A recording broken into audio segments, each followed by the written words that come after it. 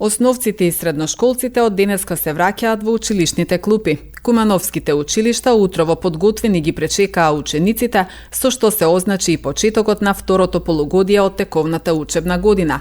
Најголем дел од училиштата се загреваат на еколошкиот енергенс газ. Останатите се уште практикуваат поинаков начин на затоплување, но она што е најважно е дека утрово во сите училишта во градот, но и во руралните средини, училниците се затоплени, информираат надлежните од секторот за образование. Вкупно 13.454 ученици, од кои 9.610 основно и 3.844 во средно образование. По она што сум информиран од страна на директорите на училиштата, денеска си започна редовна настава во сите училишта.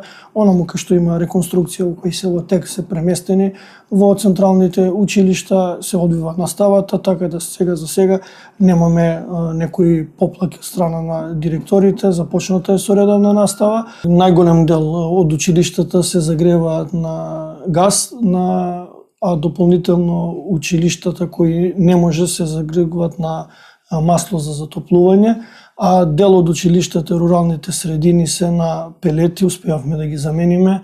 Онаја што значи огревно дрво и останаа руралните средини кај што се загреваат уште на енергенс дрво.